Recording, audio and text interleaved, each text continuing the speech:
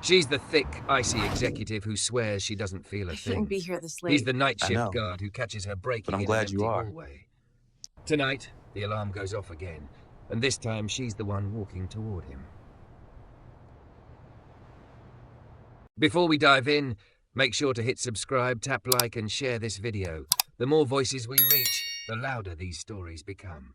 And drop your city in the comments. Let's see where love finds us. The first time Malik Grant saw Sloane Avery cry, she pretended she wasn't. It was almost midnight in the glass and steel tower where she lived more than she slept. The kind of place where the lobby smelled like polished stone and quiet money. Floor 21 was empty, except for the hum of vents and the distant thrum of servers, but the conference room at the end of the hall still glowed. Malik paused when he saw her through the glass.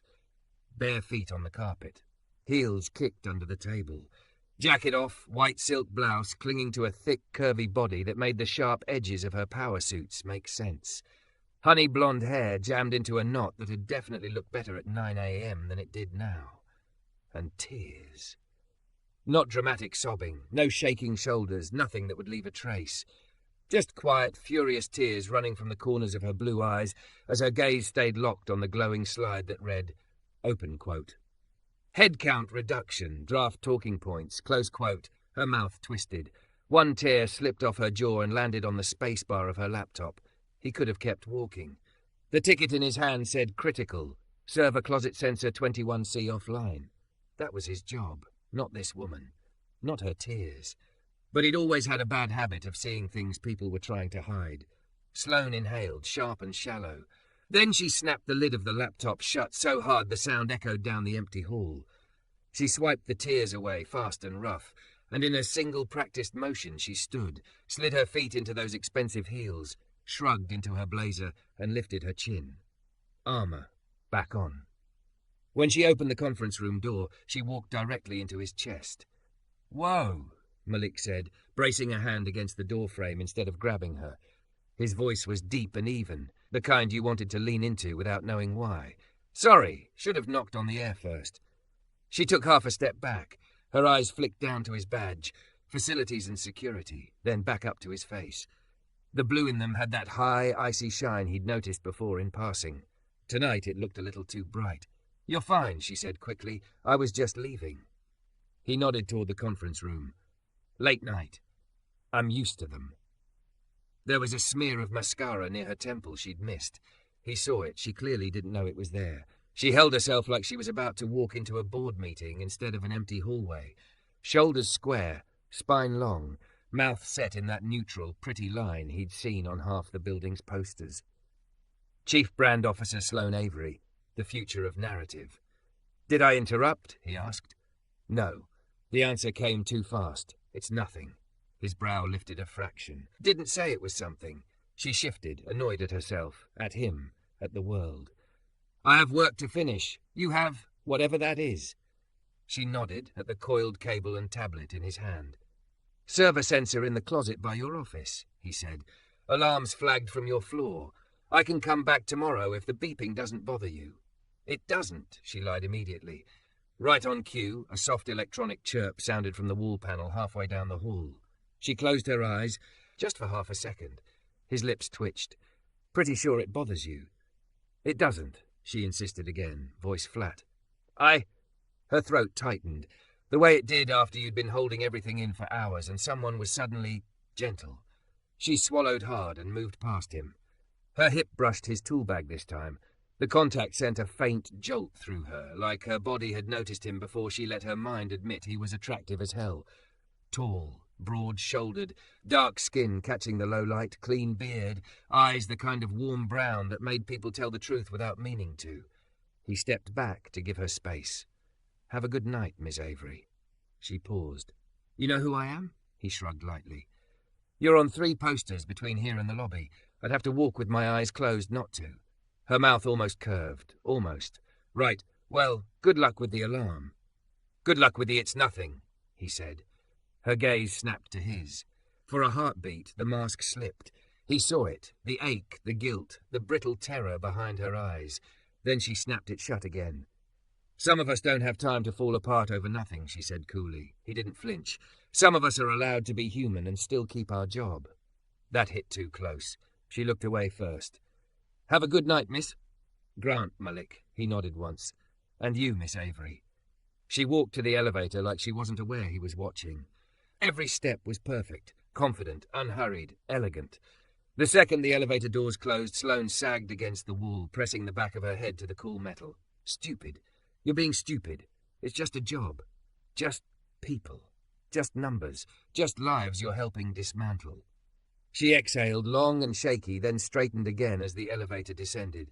Her reflection in the mirrored panel stared back, a thick, curvy woman who'd learned to weaponize her body in boardrooms by pairing every soft curve with something sharp, a severe bun, a tailored blazer, a cool stare. By the time the doors opened into the lobby, no one would know she'd cried on floor 21, except one man who hadn't been supposed to see. The sensor alarm kept going off for the next 3 nights.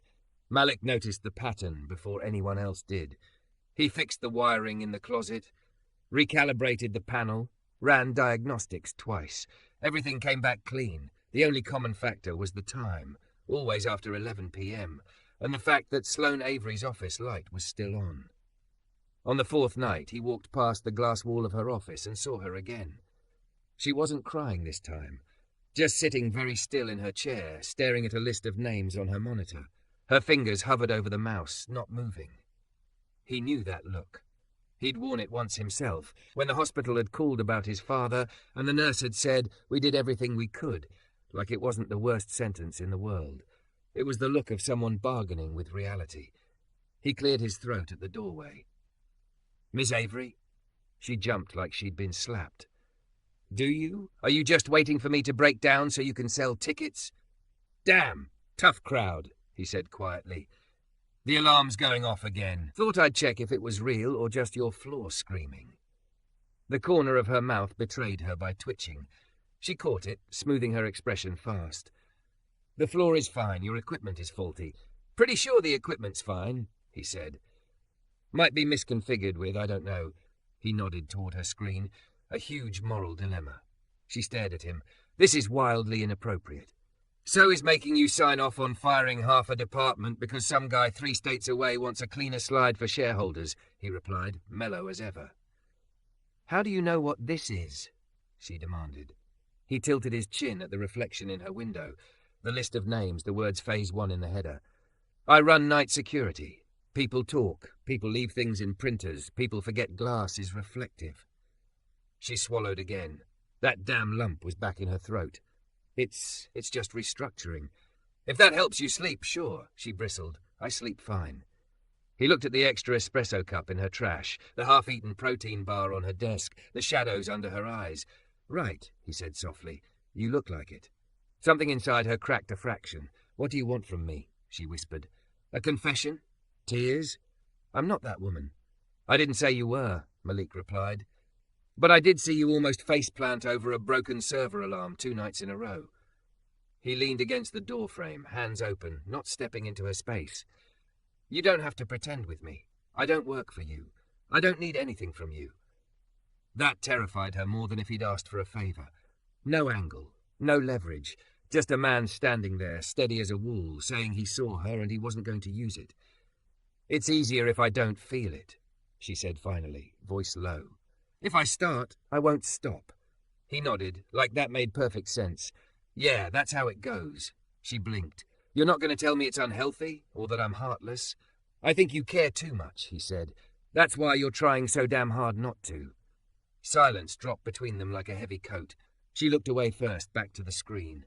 "I have work to do." He pushed off the doorframe. "I'll get out of your way." At the threshold, he glanced back.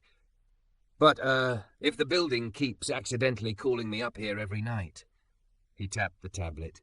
"I might start thinking it's not the sensor that's misconfigured." Her pulse stuttered. "Good night, Miss Avery." This time, when he left, she didn't tell herself it was nothing. For the first time in years, she wasn't entirely sure she could keep pretending at all. The alarm started again the next night at 11:12 p.m. Malik heard it on his tablet. A soft ping, the notification window blooming with floor 21, sensor 21C, minor anomaly. Technically, he could have muted it and logged false reading. The logs were full of harmless quirks. Instead, he took the stairs. The building was different at night. The marble floors lost their shine. The offices became aquariums of shadow and leftover light. Malik liked it that way. It felt honest, like people's ghosts came out to sit in their own chairs and admit what they really wanted. On 21, Sloane's office light was on. He saw her through the glass. Jacket off, blouse sleeves rolled up, thick thighs tucked beneath her in the chair like she'd forgotten she was supposed to look perfectly composed, even for an empty room. Her hair had collapsed into soft waves around her face. She was staring at a document. He recognized the layout. Internal memo draft. Her cursor stayed over one sentence. Open quote. "We believe this restructuring will make us stronger." Close quote. Her jaw clenched. She hit backspace until the line vanished, then stared at the empty space like it was accusing her. Malik knocked lightly on the door frame. She startled, hand flying to her chest. "You cannot keep sneaking up on me like that." "Pretty sure I was using these things called feet," he said, lifting one boot. "They're not very sneaky." A reluctant huff left her. Not quite a laugh. Close. "The alarm again?" He tapped his tablet. "That's what the building claims. Maybe your system's broken," she muttered. "Funny thing about systems," Malik said, stepping inside only when she turned her chair slightly toward him. "Most of the time they're doing exactly what they were designed to do. We just don't like what they show us." Her eyes narrowed. "Are you always this insufferably philosophical, or is it a night shift bonus feature?" "Occupational hazard," he replied. "You see the same people walk through the lobby with different faces on, and you start wondering which one's actually them." She bristled. "I don't have different faces." He let his gaze flick deliberately from the rolled-up sleeves and bare feet to the framed photo on her bookshelf. Sloane at a gala, in a diamond necklace and a black dress that hugged every curve, laughing with the CEO. The version of her the world knew. He didn't say anything. He didn't have to. "Fine," she muttered. "I have modes. That's not a crime." He stepped closer to the wall panel, pretending to fiddle with it, giving her the illusion he wasn't watching, even as he took in the tension in her shoulders, the way her fingers kept worrying the edge of the desk. "Long day?" he asked. "That's a ridiculous question." She glanced at the clock. "It's tomorrow." He smiled faintly. "Fair." Silence stretched. The air between them felt thicker tonight, like a storm building. She broke it first. "How long have you worked here?" 3 years, he said. "Nights mostly. Fewer people. Fewer fake smiles." "You don't like people?" she asked. "I like people," Malik said. "I just like them better when they've stopped pretending." Her gaze darted to his face. "Is that your problem with me?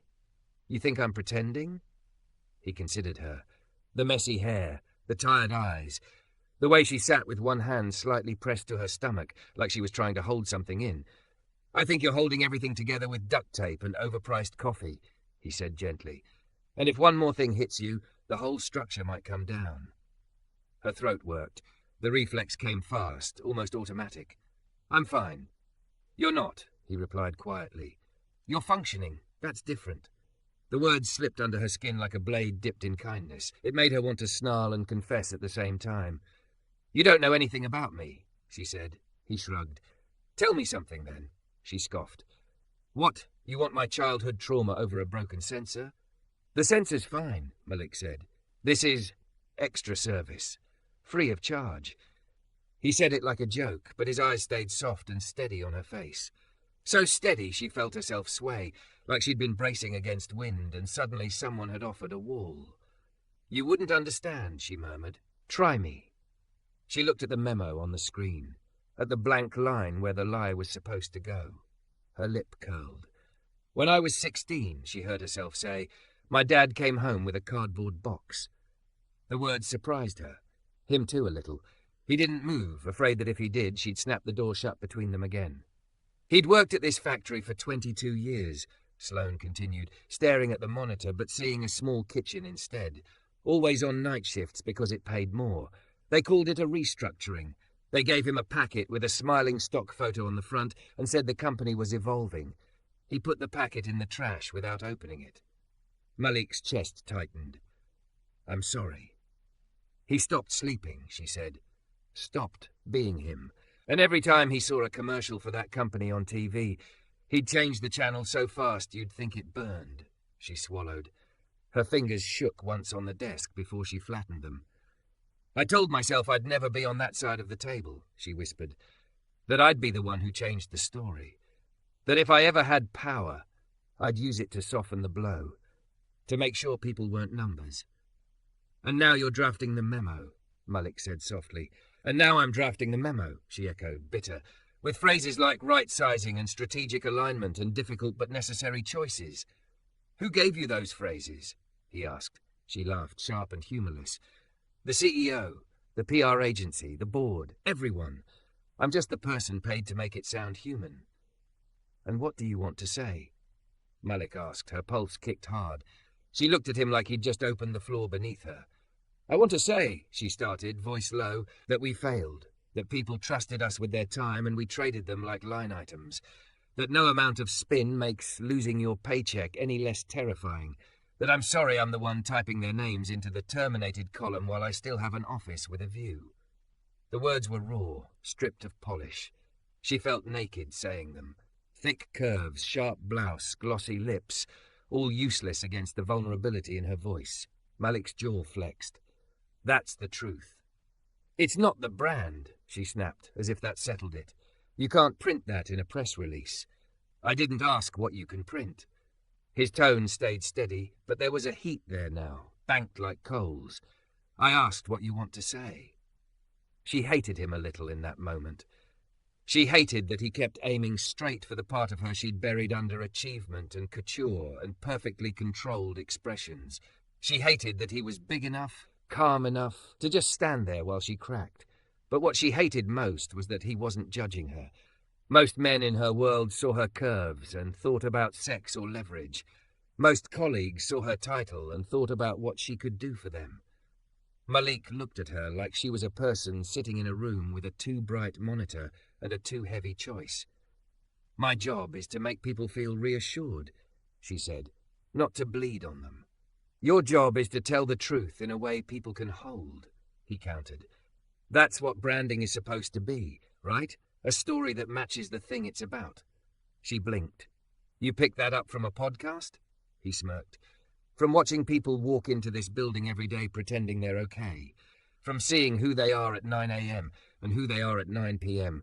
and realizing the gap is what kills them. A small, desperate sound escaped her. It might have been a laugh. Or the start of a sob. She pressed her knuckles to her mouth, furious with herself. I don't cry at work. You cried at work, he said simply, and the world didn't end. It feels like it might. He took a slow breath. You want a secret? She eyed him warily. Do I have a choice? Not really, he said, which earned him another shaky, almost laugh. The night my dad died, I was on shift here. Got the call in the security office. You know what I did? She shook her head. I finished the incident report I was writing before I left, Malik said. Wiped my face, put the pen down, logged out, walked out past the cameras like nothing was wrong, because it felt safer to pretend I was okay than to let anyone see me break. Her eyes softened. Did it work? No, he said, but it got me to the hospital without crashing my car. Silence settled again, quieter this time, less hostile. I'm not saying you owe me your breakdown, Malik added. You don't. You don't owe anyone that. But I am saying, it's okay if you feel this. It doesn't make you weak. It makes you one of the few people in this building who hasn't turned their heart off to survive. Her eyes shone. She looked away, blinking fast. A tear slipped anyway, tracing the same line down her cheek it had the night before. She didn't wipe it this time. He watched it fall, watched her shoulders rise and drop on a breath that sounded like something leaving her chest that had been lodged there for days. I can't fall apart, she whispered. I'm not asking you to. His voice dropped. I'm asking you to stop pretending you don't care. Why? She demanded, raw. Why do you care if I care? He thought about lying, about telling her it was professional concern, or that distressed executives were a safety risk. Instead, he told her the truest thing in the room. Because nothing about you reads like nothing, Sloane, Malik said quietly. You walk through this place like you own every light in it, but your eyes keep looking for the exits. It's hard to watch. Her breath hitched at the sound of her name on his tongue. No title, no Miss Avery, just Sloane, like he'd peeled her down to the person underneath. He stepped back then like he knew she needed space more than another push. I'll log the alarm as resolved. If it goes off again, I might start charging you for unofficial therapy. Don't quit your day job, she managed. He smiled. Night job, technically. He reached the door and paused. One more thing. She looked up, braced. If you want to write the memo you actually believe in, he said, nodding toward her screen, you don't have to show anyone. Just write it. So it doesn't live only in your head. Sometimes that's enough to keep you from drowning in it. Her fingers hovered over the keyboard. You really think that helps? I think pretending not to feel is already killing you, Malik said, so maybe try the opposite for once. He left before she could respond. For a long time after the door clicked shut, Sloane sat in the quiet, Malik's words echoing louder than the hum of the vents. Then, with hands that trembled just a little, she opened a new document. And for the first time in her career, Sloane Avery started typing the truth with no intention of anyone ever reading it. The layoffs were announced on a Thursday. By 8 a.m., Sloane's inbox was a war zone. Calendar invites, last-minute edits to the FAQ, legal flags on words like sorry and unfair. Her reflection in the bathroom mirror looked like a stranger. Thick, curvy body poured into a charcoal-sheath dress, blazer sharp as a blade, lipstick perfect, eyes too bright. She'd slept maybe 3 hours. The secret document she'd written after Malik left, titled simply What I Actually Think, still lived in a hidden folder on her laptop, like a confession she couldn't burn. You are not numbers, she'd written. We are breaking promises and pretending it's strategy. She couldn't stop hearing Malik's voice. Your job is to tell the truth in a way people can hold. Now she had to walk into a studio and tell a version of the truth that wouldn't make the stock price bleed. 5 minutes, Miss Avery, said the comms assistant, hovering at the door. The CEO will toss to you for the empathy section. Empathy section. Like compassion was a bullet point. Sloane nodded, throat tight. Got it. On the way to the studio, she passed the control room. Through the glass, she caught a glimpse of Malik, headset on, standing behind the security console. He was there to monitor the building, exits, entrances, any disruptions during the live stream. He saw her. Their eyes met for half a second. He didn't give her the polite, distant nod most staff did. He just looked at her, steady and warm and too knowing, like he could see the way her ribs felt too tight around her heart. You don't have to pretend, his gaze said. She looked away first, but she felt herself straighten, not into armor this time, but into something like resolve. The broadcast began. The CEO spoke first, slick, practiced, his voice a soothing baritone wrapping ugly words in soft packaging, turbulent market forces, hard choices, long-term resilience. She'd written half those lines. Hearing them aloud made her stomach turn. And now, he said, turning to the camera with rehearsed gravity, our chief brand officer, Sloane Avery, will talk more about what this means for our people. Her cue. The red light above the lens came on. Sloane took a breath. In, out. Her heart hammered so hard she could feel it in her throat. She clicked to the slide deck, supporting each other through change. The script waited in the teleprompter. She could see each word marching toward her. She started. Today is a difficult day. Her voice sounded thinner than she wanted. She steadied it. Many of you are hearing news you never wanted to hear. I know that the words restructuring and realignment don't touch the reality of what this feels like. That part was scripted, approved by legal. Her eyes flicked to the scrolling text. We believe these changes will make us stronger. The words blurred. For one raw, terrifying moment, she saw her father's face instead of the camera. Cardboard box. Trash can. The way he'd stared at the wall the week after his layoff, like someone had turned off the sound on his life. Her fingers tightened on the clicker. Say the line, the comms director mouthed from off-camera, panic in her eyes. Sloane's pulse roared in her ears. When she spoke again, the words didn't match the teleprompter. I'm supposed to talk to you about strength, she said, about how this will make us leaner and more competitive. She let the air quotes show. A murmur rippled through the studio. But if I'm honest, today, what I feel is grief. In the control room, Malik's head snapped up. The comms director went pale. We are asking people who gave us years of their lives to pack their desks. Sloane continued. Her voice shook just once. She didn't hide it. No sentence I say can make that okay. I won't insult you by pretending it does. Someone in the back drew in a sharp breath. She kept going. What I can promise is that we will do everything in our power to make this transition less brutal, she said.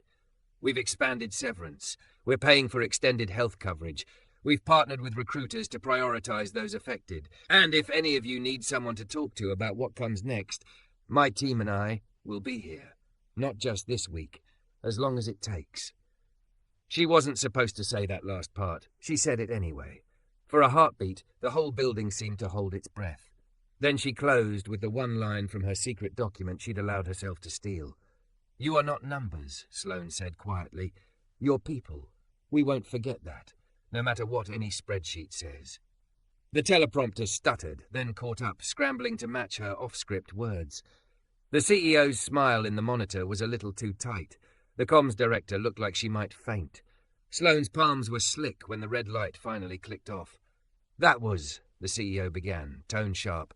Human, she supplied, already unclipping her mic. Off message, he corrected. We'll talk about it later. Sure, she said, but her mind was already halfway out the door. Something inside her had cracked open on that stage, and it wasn't going back. The rest of the day was a blur of what she'd feared since the first slide deck. People carrying boxes, security badges dropped in plastic bins, quiet crying in corners, rage in the copy room, the sour smell of too much coffee and not enough sleep. Sloane walked the floors until her feet ached in her heels. She stopped by clusters of people, answering questions, repeating severance details until the words lost shape. She watched one older man gently unwrap his daughter's crayon drawing from his cubicle wall and tuck it into his box. Something in her chest tore. By 4 p.m. she couldn't breathe in her own office. The emails kept coming. Media requests. Internal backlash. A terse message from the CEO. We need to align on your remarks. Her hands shook over the keyboard. She didn't want to align. She wanted to scream. Instead, she closed her laptop, grabbed her access card, and walked out before she could be asked where she was going. Past the elevators, past the open office, past the framed mission statement with its words about family and values that made her want to throw up. She took the service stairs. The door slammed behind her, sealing her in concrete and echo and the smell of metal and dust. She climbed until her legs burned, then sank down on a landing between floors 19 and 20. For the first time all day, no one was watching. Her spine curled, her forehead met her knees. The sob punched out of her like something that had been waiting for hours for the right exit. It wasn't pretty. It was gasping and messy and loud in the stairwell. Mascara streaked, breath hitching, big body shaking inside a dress tailored to project invincibility. She hated it. She also couldn't stop. She didn't hear the door open above her. She only noticed him when his boots appeared on the step below, solid and familiar. Hey, Malik said softly. She jerked, swiping her face. Go away. He sat down one step below her, close enough to be there, far enough not to crowd her. No, she laughed, a wet, ugly sound. I'm your boss's boss's boss. I can probably get you fired for insubordination. Maybe, he said, but if I leave you here like this, I'll fire myself first. She made a frustrated noise, half sob, half growl. You shouldn't see me like this. Too late. I don't... Her voice broke. I don't do this. Not at work. Not with people.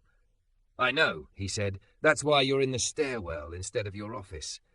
She squeezed her eyes shut. The words tumbled out of her without permission. It feels like I just pushed my own father down the stairs, hundreds of him, and then smiled for the camera. Malik's jaw clenched. He turned slightly so he could look up at her. You didn't do this alone. I signed the documents, she whispered. I made the decks. You told the truth on that broadcast, he cut in gently. I watched you. You could have read their script. You didn't. Her breath hitched. It wasn't enough. Maybe not for everyone, he said, but I saw people stop in the hall to listen. I saw someone nod. I saw one guy, big guy, tattoos, always acts like nothing touches him, wipe his face when you said they weren't numbers. She swallowed hard. You're lying. You think I have time to invent office fan fiction? Malik shook his head. Look, Sloane, you walked into a burning building today carrying a glass of water. That's not enough to put the fire out, but it's not nothing either. She stared down at him, at the way his broad shoulders filled the narrow space, at the veins in his hands resting calmly on his knees. Steady, grounded, real. "You're going to tell me to be proud of myself?" she asked bitterly. "Hell no," he said. "Pride might come later. Right now, I'm telling you it's okay to be wrecked by this. It means the part of you that still knows right from wrong is alive." A fresh wave of tears burned her eyes. She let them fall. He watched, jaw tight, eyes soft. After a moment, he cleared his throat. "Can I?" He lifted one hand slightly, not moving closer. "Offer actual physical support, or is that a no-go?" The question undid her more than any lecture could have. He was so careful with her. No one in her world asked before touching. Men put hands on the small of her back at galas like she was an accessory. Colleagues hugged without warning when she landed a deal, their congratulations feeling like possession. Malik waited. "Yes," she whispered, voice shaking. "Please." He shifted up one step, closing the distance slowly, giving her time to change her mind. Then his arm wrapped around her shoulders, solid and warm. He didn't pull her against him like she might break. He just offered his side, like a wall she could lean on.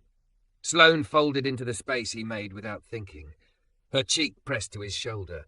His shirt smelled like laundry detergent and a hint of engine oil. The contrast between her tailored dress and his work-worn uniform made something twist in her chest. She let herself cry. For her father, for the people carrying boxes, for the part of herself that had wanted power so badly she hadn't noticed what it was costing. Malik held her, one big hand moving slowly up and down her upper arm, grounding, not possessive. "Breathe," he murmured once when she started to choke on her own sobs. "In and out, that's it." Eventually the storm eased. Her breathing evened. The tears stopped, leaving her drained and oddly lighter. "I ruined my mascara," she croaked into his shoulder. He huffed a small laugh. "You still look terrifyingly in charge, don't worry." She pulled back enough to meet his eyes, startled by the warmth there. "I'm not in charge of anything that matters," she said tiredly. He tilted his head. "You're in charge of what kind of person you are while all this is happening. That matters." Her gaze searched his face. "Why do you keep pushing me to feel? You barely know me." He hesitated, then gave her the truth. "Because every time you say you don't feel, your whole body disagrees," he said quietly. "Your hands shake, your eyes go soft. You stare at people like you want to apologize to all of them at once. Watching you pretend you're made of ice when I can feel the heat from here. It's painful." Her pulse stuttered. Heat crawled up her neck, not from embarrassment this time, but from the way he was looking at her. Like she wasn't a title, or a project, or a problem to solve. Like she was a woman in a stairwell whose heart was too big for the story she'd crammed herself into. "I don't know how to—" "Not pretend," she admitted. The words felt like peeling armor off skin that had grown around it. "It's how I survive." "Maybe it was," he said. "But look where it's gotten you, alone in a stairwell, shaking apart because you won't let yourself be human anywhere else." She let out a shaky laugh.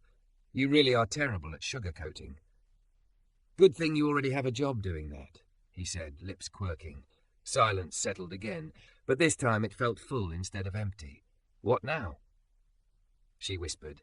"Now," Malik said, "you wipe your face. You go back out there and do what you can for the people you still can help. Not because the company deserves it, because they do. And when it gets to be too much, you don't hide from yourself." Her brows drew together. "And you?"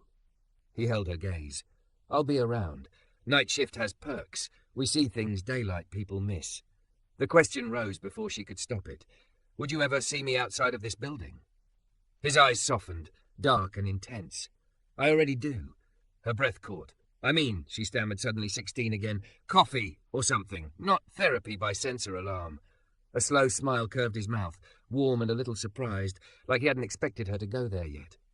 "Yeah," he said, "I would. But maybe let's get through today without you firing yourself first." She actually laughed, a real one this time, rusty but bright. "Deal," she said. They sat there one moment longer, shoulder to shoulder on the concrete steps, executive and night supervisor, thick, curvy woman in a designer dress and broad-shouldered man in a work shirt, two people who'd run out of room to pretend. When Sloane finally stood, her legs were shaky, but her spine felt different.